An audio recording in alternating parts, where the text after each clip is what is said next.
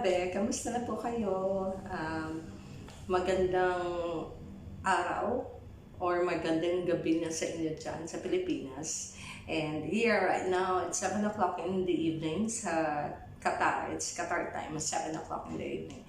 By the way, maraming salamat po sa inyong nag-subscribe tapos who watched the videos that I uploaded. Maraming salamat po. And then for those who didn't click the button yet, so please like nyo lang, manood muna kayo ng few minutes and then subscribe nyo para pasok naman yung subscriptions nyo.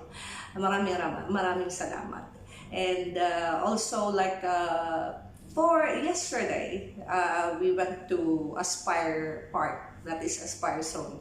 Doon din malapit sa Villaggio yun. So, ayun nga. Then later on, we might go places. Pupunta kami somewhere on the south of Qatar. Medyo malayo yun. It will going to take 3 to 4 hours. Makikita niyo yung San June doon, yung Sahara, where is the border of Saudi Arabia. And also, mas maganda, napaka-relaxing, tapos may dagat doon. So, so most probably, we might go there around sa medyo hapon na siya kasi sa araw kasi sobrang init. Summer na dito. Anyway, so today, I'm going to discuss nothing but except myself. I'm going to introduce myself to you. How did I came up working abroad? Bakit napadpad ako dito sa Qatar? And then, kung ilang taon na ako nagtrabaho dito, or all in all, ilang taon na ako nagtrabaho. So you're going to guess how old am I? Anyway, so, okay, so I'm going to start with, let's say, when fresh graduate kasi ako in college, I was a psychology graduate in Philippine Women's University. Okay, so shout out sa taga mga women's dyan na nanonood. Anyway, so nag-graduate ako 1991. Okay, so 1991 almost because October yan. So October, nag-graduate ako ng October. Nagmadali ako. Pero and I was blessed kasi sabi nga nila yung hardship, really, hard work paid off. You know, hard work pays off, ganon, sorry.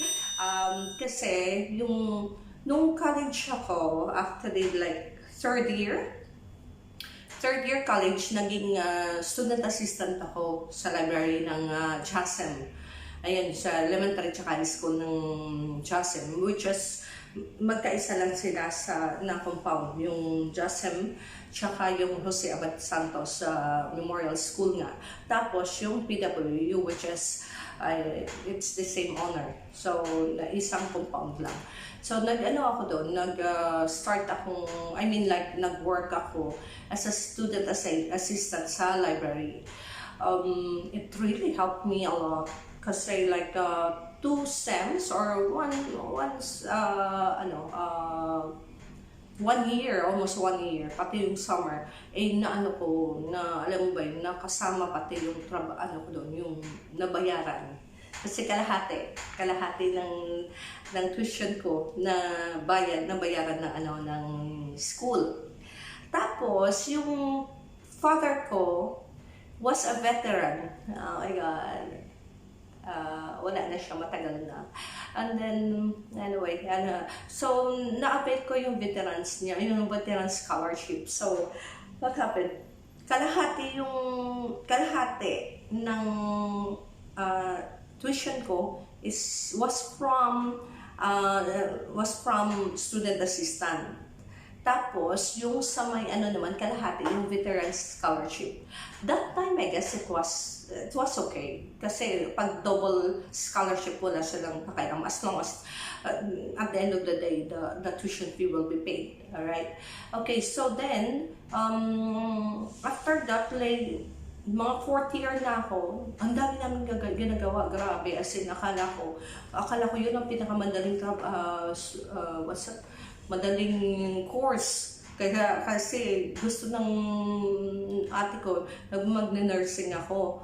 Unfortunately, hindi ko type. So, kumuha ako ng psychology, which is, sabi ko, kinakonvince ko sila na maraming field naman, may pwede ka maging psychologist, guidance counselor, psychiatrist, or nasa HR, something like that. So, malaking scope ng ng psychology. And then, akala ko ganun na kadali. Pero grabe, as in, ang hirap. Pasalamat lang talaga ako kasi mayroon akong dalawang friend na sila, very studious sila kasi may mga asawa na sila. So, very responsible and very matured. Ayun, shout out nga pala kay Evelyn Panganiban, tsaka kay Donna Bell. Ayan, hindi ko sila makakalimutan kasi talagang sila yung talagang sa akin, influence sa akin na maging matured. And then, after that, October yan, graduate ako, nag-apply ako during the fourth year, ng second sem ng fourth year, nagtrabaho na ako, nirecommend ako ng ate ko, ate anak ko, ate neneng ko, sa isang chemical company. Kasi nagtatrabaho siya as a sales manager sa isang printing. So, nirecommend niya ako doon. So, nagtrabaho ako as sales representative ng chemical company. And then, yun, habang internship ako, nagtatrabaho ako. And then, it was fun. Hindi ako nahirapan. Yung parang, galing ng trabaho, diretsyon na kaagad sa PWU. Yung location ng trabaho ko, nasa Mandaluyong. So, talaga, isang sakay lang, pero pag traffic sobra, talagang habol lang talaga. So, after that, so, October yan ako. Tapos, yung hindi ko alam kung hindi ako nag-apply sa Pilipinas Kasi nag-resign na ako doon nung nag-apply ako sa abroad. Nag-resign na kaagad ako sa chemical company. Kasi nag-focus ako sa pag-apply ko sa abroad. And thanks God, really, God is really good. That's what I was telling na sabi ko, everything has a reason. Kung ano man nangyayari sa buhay natin, may rason. Kung bakit tayo napunta dito sa ganitong sitwasyon whatsoever, kasi may rason, may purpose ang Panginoon. Yun Yung parang, God has tailored our lives already. Hindi pa tayo lumabas. Alam na kung ano yung maging destiny natin. Ganon. Pero, of course, we're going to work for it in order for us na achieve kayo. Diba, mararaming ang tao na mayayaman kasi hindi sila from rag to riches. Diba? Kasi hindi sila they pursue. Yeah, alam mo ba yun? Nag-pursue sila na kung anong gusto nila. Anyway, so, nag-apply ako sa iisa lang sa lahat ng agency sa Pilipinas. Isa lang yung sa Maynila, by the way. Isa lang yung applyan ko. It was recommended by my friend. Kasi yung sister niya, nasa Beach Rotana Hotel sa Abu Dhabi. Sabi niya sa akin, friend, punta tayo doon sa may agency, gusto mong apply. Sabi niya, doon kasi, yun yung agency na nagpa-alis doon sa ate ko, sabi niya. So yun nga, si Marisal Ugapong. Marisal, kamusta na? Shout out. Kamusta ka na, be? Miss you. Tapos yun, sinabi niya sa akin na so sinamahan niya ako doon. Nag-submit ako ng aking requirements. And then, mayroong preliminary interview doon mismo kay yung may-ari. Hindi ko makalimutan yung may-ari ng agency na yun, si Mr. Salting. Hindi ko talaga siya makalimutan kasi siya yung unang tao, or not the first one, but one of those who really put me down. Yung challenge ako, yung talagang, ang baba ng, siguro dahil, personality-wise, hindi rin naman ako maganda ngayon. Pero kumbaga, as you're going to compare 20 years or 25 years ago, yung talagang prom day. Kasi itim ko. Maitim din naman ako ngayon.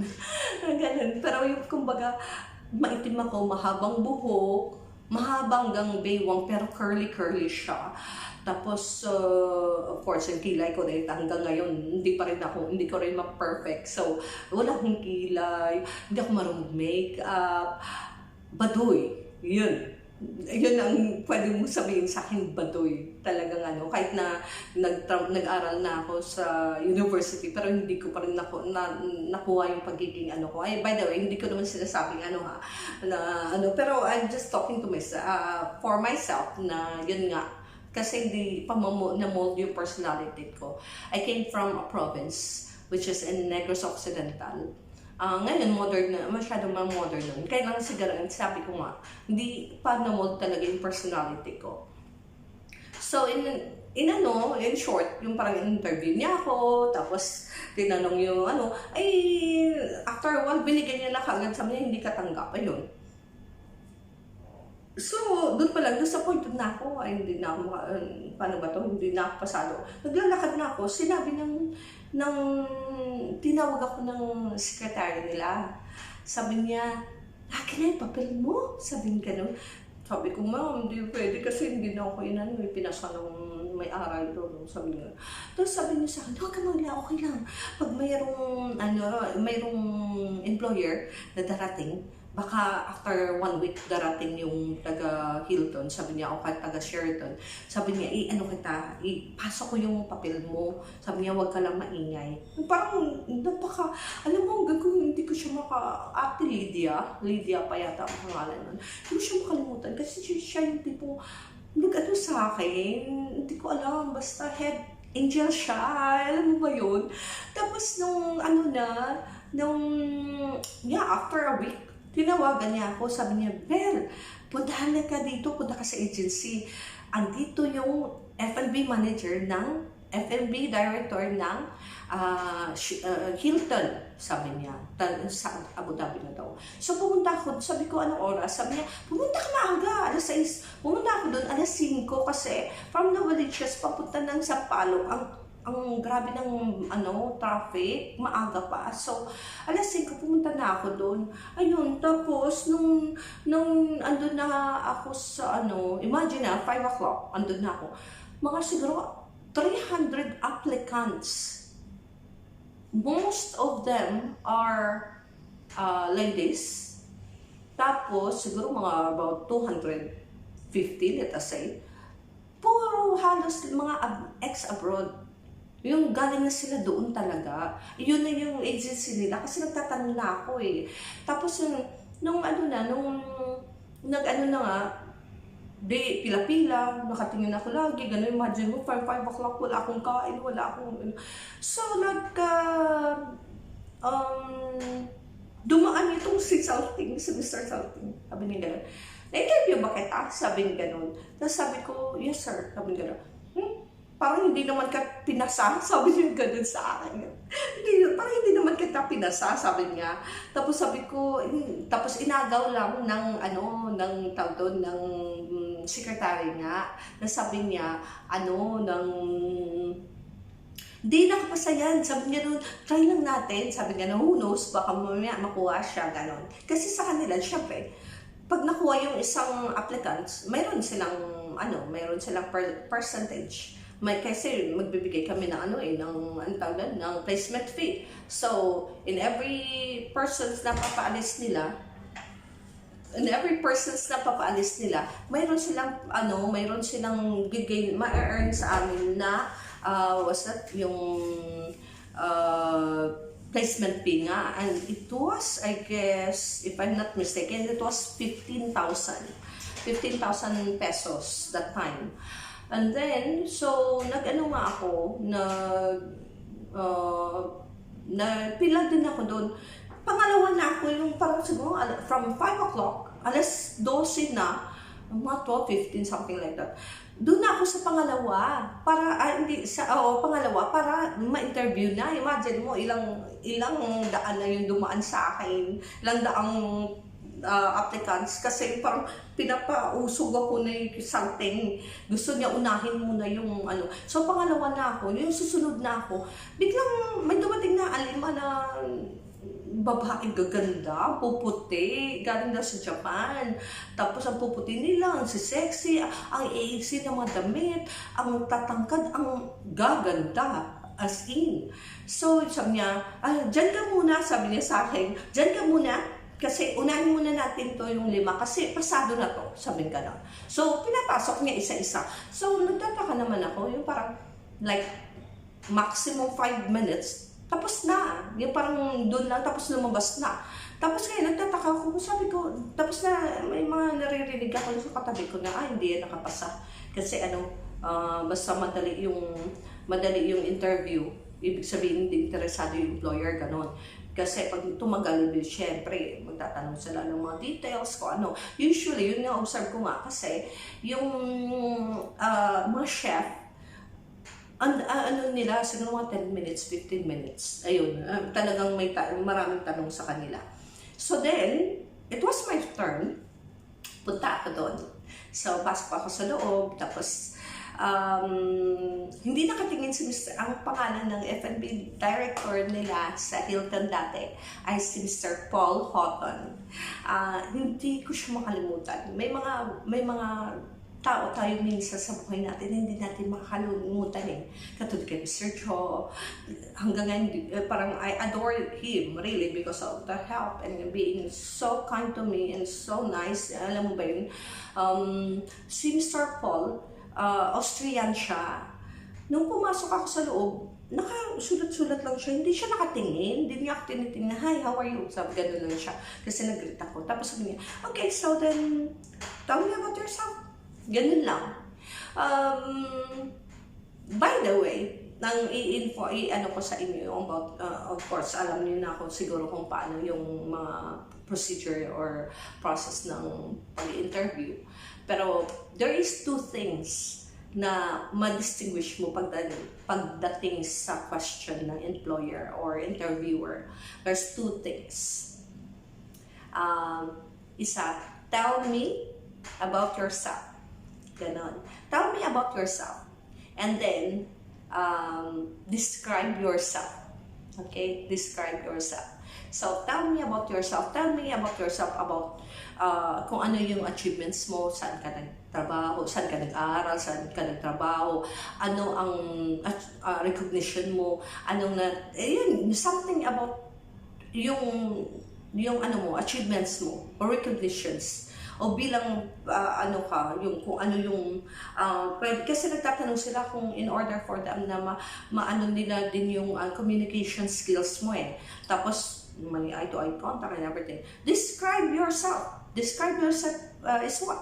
Describe yourself is like how you're going to face challenges. Are you introvert, extrovert? Your hobbies? Are you a passive or an active or a proactive or everything? Yan yung mga describe. Ngayon, it's so lucky that kasi yung ate Edwin ako, ano siya, sales manager din siya sa printing press. Ngayon, siya yung nag-interview ng mga yung mga applicants. So, alam niya na, sinulatan niya ako ng 2 pages ng kung ano yung mga tanong. Like, for example, tell me about yourself. Lahat ng mga na yun, 2 pages. Ang ginawa ko, minimorize ko siya ng sa harap ng mirror. Nakatingin ako, sabi niya sa akin, tumingin ka sa mirror, tapos tingnan mo yung sarili mo, para nakikipag-usap ka doon sa interviewer. Kung ano yung gestures mo, tapos main thing is that dapat magkaano ka ng eye-to-eye contact. Ano importance ng eye-to-eye contact? Yung makikita ng kausap mo na sincere ka. Alam mo ba, yung walang ganito, walang ganon. Though na sometimes, if we are losing words, gumaganon tayo kasi naghahanap tayo kung ano yung sasabihin natin. Pero, makikita ng employer o kayong kausap mo na ano ka, sincere ka, pag nakipag eye to eye ka, yan ganito, yan. So, yan. And then, wala, basta dire-diretso ako. Tell me about yourself, what's your hobby, and dire-diretso ako kung kung salita ako na salita. Kahit hindi niya tinatanong tungkol sa trabaho ko. By the way, sabi kong ganun, nagtrabaho ako sa sales representative in a chemical company, as well as I'm taking my course. Yeah, fourth year na nga ako. So sabi kong ganun, sabi niya, tinanong niya ako kung ano yung mga challenges, mga struggles. Of course, kasi I'm really catching time, sabi kong ganun. Tapos yung parang pag dumadating ako sa bahay, siguro mga alas 10 na ng gabi, mag-aaral pa ako niyan. Tapos magigising ako mga 4 o'clock in the morning. Hahabol din naman ako kasi 8 o'clock ang pasok ko doon sa surfactant, sa chemical company for 8 o'clock. So, grabe pa yung pila sa jeep, sa Lagro banda, sa Lagro pa kami nun eh. Ayun, so then, pagkatapos nun, nag-ano naman kami, it was really, yung sabi ko nga, parang ayoko na, give up na ako. Pero, alam mo yung, na-realize ko ngayon na it really helped me na magiging strong. Tsaka sa pagdating sa trabaho, parang baliwalaw na lang sa akin. Yung piece of cake na lang pagod sa trabaho. Kasi nadumaan na ako sa sobrang hirap. Tapos ngayon, okay, so nagtanong na nga siya tungkol. May dumating ngayon yung general list nila ng mga 12:30. Pumasok sa loob. Tapos tinanong, Mr. Paul, would you like to take your lunch now? Because it's 12:30 already. So then he said that, no, it's fine. I'm going to just wait. I'm going to just finish this off then, blah, blah, blah. And then sinabi ko sa kanya nga, sabi ko, sir, if you would like to take your break, just go ahead, take your time. I'm just here. I'm going to just willing to wait for you. So then he told me, no, it's okay. No, sir, I insist. And then I went out. Lumabas ako sa office. And then after a while, tinawag ako ng generalist. Sabi ganun, ay, pasok ka na daw, Miss Guarin, ganun. So pumasok ulit ako. And then I said like, I'm really sorry. Sabi ko ganun, I know that it is really hard. It is really hard for you because even me, I came here at 5 o'clock in the morning. But, just to wait, I am so tired right now. Sabi ko ganun. Pero how much more ikaw, yung parang ang dami mo nang dumaan, hundreds lang dumaan na interview. Di lang siya umimik, sudat lang siya na sudat, ganun. After 5, okay, tapos tinanong niya ka, sabi niya, would you like to ask anything else? Sabi niya ganun. Ganun na yung tanong niya. Yung very, selective yung mga sagot niya. Tapos ako yung tanong niya. Sabi ko, sir, sabi niya sa akin, would you like to ask about Abu Dhabi? Sabi niya doon. Sabi ko, oo nga, sir. Sabi niya, sir. Sabi ko doon because I just want to know about it. It will be my first time to come to go out from our country. So, I really don't have any idea about Abu Dhabi, especially Middle East. Yun, kunento niya nga sa akin na yung ganito, yung Abu Dhabi is open country na siya. Makakain na daw yung baboy doon. Tapos, it's a very small country, sabi ganon. Pero pwedeng lumabas naman kung for example mayroong idle time o kaya day off o kaya may vacation, pwede naman daw pumunta sa Dubai or LA, sa UAE nga, yung yung mga places doon, pwede. Kasi pwede namang dumaan doon, sumakay lang ng bus or kung may private vehicle ka. And then, so sulat-sulat yun siya. And then, sabi niya, pagkatapos nun, after sabi ko sa kanya, by the way, sir, it's great to talk to you and I hope to see you there in Abu Dhabi. So that's what I told him. Ganon. Tapos, umalis na ako, umuwi na ako, no? After a week, yeah, after a week or 10 days, the agency called me up. Tapos sinabi nilang, hey, Miss Gorin, can you please come over sa agency nga kasi and please bring your what's it, like half of the placement fee, that which is 7,500. Yeah, 14 kasi 14, 15, 7,500 kasi nakapasa na nga daw ako. Nga at first, nung sinabi ko dun sa ate ko, di sila makapaniwala kasi ba't ganun nang kadali? Kasi yung isang kong ate, nag-apply na sa Taiwan, na ano siya, nabogos siya. Sabi niya, naku, baka kalokohan yan, baka ano lang yan, hindi man legit, sabi ganun. Sabi ko, palagay ko, ano naman siya, okay naman kasi yung kapatid nga ng, ng kaibigan ko, ando na sa Abu Dhabi ngayon, sila hindi nagpaalis, yung agency din yun nagpaalis. So sabi niya, okay,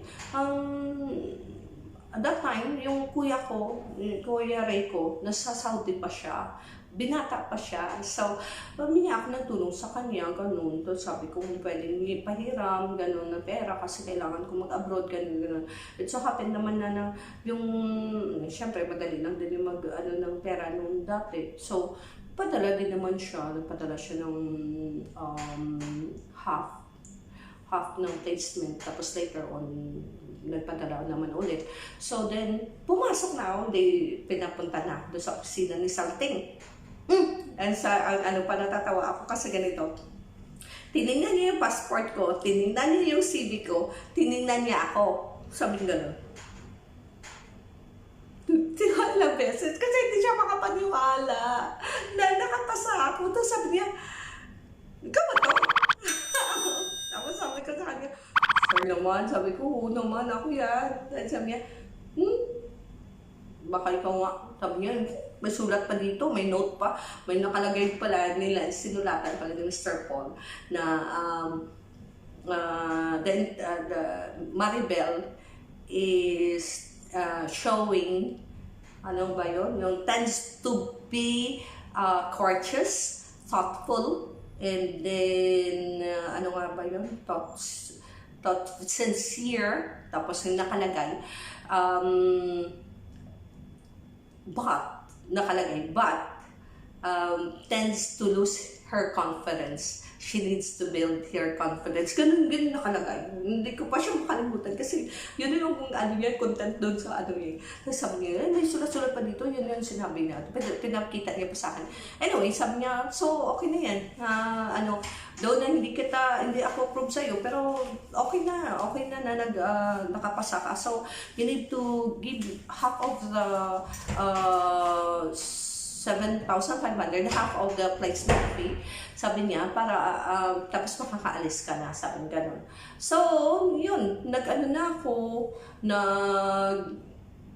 in short, produce na akong pera, ganun. Tapos, alam mo ba yung bit-bit ko, siguro I remember, it was like 2 pantalon or 3 pantalon, tapos few of the underwears, tapos, t-shirts siguro mga 5 or 6. What else? Yung towel yung parang isang peraso lang, pero yung alam mo yung pinakamura, tigwa 100 pesos lang na towel yung dala ko. Kasi hindi ko naman tatagal ako. Yung parang, basta yung parang, bago parang liit lang. Tapos nagpumunta na kami dun sa airport. Alam mo, nakita ko yung kasamahan ko. Ang gaganda nila. Ang tatangkad. Tapos ang mga bitbit nila, ang lalaki ang dalawang maleta sa isang tao. Ako lang maliit, yung isang bag lang. Alam mo yun, yung parang sipain mo na lang yung bag, yung magdudurog na, mabubutas na yun, alam mo yung gano'n. Tapos sila, tinitingnan nila nga ako tumitingin. By the way, yung doon, back to yung yung sinabi ni Mr. Salting na pasado na nga ako. Nakita niya kasi nakalagay doon, in-erase ko nung una-una nag-apply ako ng waitress. Tapos mamaya in-erase ko na naman, nilagay ko siya ng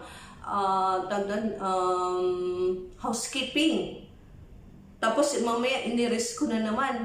in-erase ko. Tapos nung ano na, pangatlo na, nilagay ko ng um, bar-runner o kaya runner, yung nag-ano.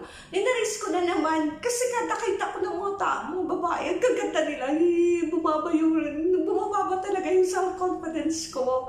Ang pinaka-last, alam niyo ba kung ano, nilagay ko ng toilet attendant or attendant lang siya.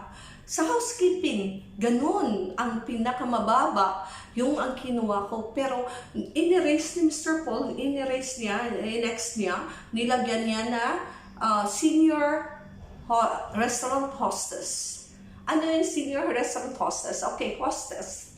Pag sinabi sa Pilipinas na hostess ka, sorry for the term, pero hindi maganda. Yung parang nag-assist ka sa doon ka sa bar nagtatrabaho o kaya nag-aano ka sa mga guest, nag-a-attend sa mga customer, ganon, GR, whatsoever. Iba yung connotation eh. Pero pag sinabing sa abroad, pag sinabing hostess, siya yung andun mismo sa harap. Nag-host siya, nag-aano siya, attend sa mga guests na pumapasok. Tapos mag-greet siya, mag-ano, she's responsible of greeting the guest, o kaya phone calls, o kaya attending the guest until they're going to be seated. Tapos bibigay na menu, tapos whatever. Mandaming mga responsibility ng hostess. Pero pag that time, kasi nahiya ako magsabing senior restaurant hostess. Kasi hindi ko pa na alam kung ano yun pala.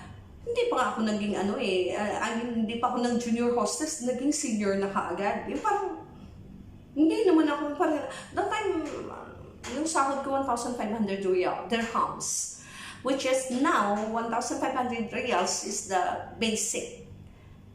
That time, mas malaki yata yung offer, I really don't know. Pero I was earning 1,500 dirhams na. So then, nung andun na nga sa aeroplano, syempre yung mga kasamahan ko, ex-abroad na sila, galing na sila ng Jeddah, galing na sila ng Saudi, or whatsoever, galing sila ng Dubai, galing sila ng Abu Dhabi. So, syempre, pastarirayan na sila kung ano yung kinukumpare nila. Ako, nga, kasi wala naman ako alam. As in, hindi ko, first time ko alam mo ba yun? So, ang nangyari, andun kami sa aeroplano, nung after like 9 hours or 8 hours dumating kami ng Abu Dhabi. Ang ganda ng Abu Dhabi, napakasimple. Very, very calm city. That time like winter pa yung dating namin kasi mga December yata kami dumating doon or January. Malamig pa siya. So, inano kami doon sa accommodation. Tapos, yung mga kasamahan ko, doon ko dinaranasan ko rin yung pagbubuli, yung alam mo yung bully. Hindi lang pala yung talagang sa school, kundi maano mo. Kasi syempre yung parang ako yung pang-syunga-syunga, yung sila mga expert na galing na sila sa yung parang chismisan dito, si chismisan doon, nagtatawanan sila, tinatawanan nila ako, yung gano'n, yung parang feeling ko na outcast ako, yung gano'n. So then, yung kinabukasan, pinapapunta na kami doon sa kasi actually, ang restaurant is a Mediterranean, La Terrazza. Yun yung pangalan ng restaurant na papasukan namin. Kami, opening team kami. Kasi, bagong bagong open. So, ginather na kami, andun na kami lahat, no? Ginather na kami lahat. Tinanong ngayon dumating si Mr. Paul. Ayun, tinanong niya, mayroon akong hinire, 2 hostess. Isang hostess, saka isang senior hostess. Nasaan na? Naiya ako magsabi kasi, inano na ako ng isa na waitress ka, di ba waitress ka, doon ka sa kabila, ganun, yung parang sinabi ng Irish namin na, assistant FMB, sabi nga no, na I heard one more hostess, sabi nga kasi yung isang hostess pumunta na doon sa gilid tapos ngayon, okay, ganito na lang, sabi nga tell me, just all of you, introduce yourself. All sa mga babae daw. So, yung isa-isa, by the way, blah, blah, blah, ganyan. Ako yung pinakalas, kasi nga, andun ako sa likod, naiya ako. Tapos, nung tinanong niya ako, ganun pa rin, sabi ko, ay, Maribel ko rin, ay, ganyan. kwento na naman ako, it's nice to be here, gano'n. Okay, so alam ko na kung sino. Sabi niya sa akin, pinapunta niya ako sa katabi niya, sa isang hostess.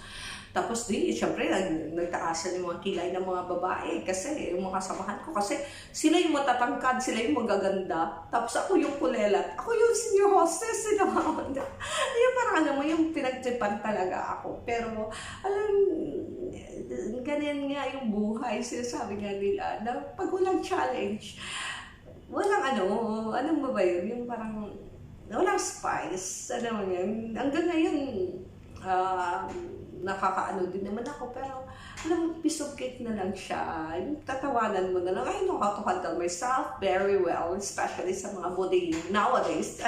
Pero hindi na ako nakaka-experience kasi siyempre, medyo may posisyon na ako ngayon. So, anyway, so, masyado pa siyang mahaba. Ay, kukwento ko sa inyo kung ano yung buhay ko dito sa abroad. So, this is only the part 1. Antabayanan niyo yung pangalawa. I'm sure you're going to be curious kung ano pa yung nangyari sa akin sa buhay ko doon. And, ipaano ko sa inyo, kukwento ko sa inyo kung ano yung mga challenges, mga struggles of being an OFW, kung anong fun, kung ano yung mga, paano kami survive at kung paano kami nakakapag, of course, yung priority natin, family first, diba? So, yung achievements ko, na hindi ko naman sasabing super bongga, pero at least, alam mo yun, yung love life ko, kung paano ako na ganyan, so on and so forth. Ikukwento ko sa inyo yan pagka, on my next vlog. So, please share, like, and subscribe dito sa channel ko, and then press that notification bell para for more updates. Ngayon, medyo matagal na kasi to, baka maboard na kayo. Anyway, so have a good night or have a good day. God bless you, and thank you so much for your support, and I'll see you around.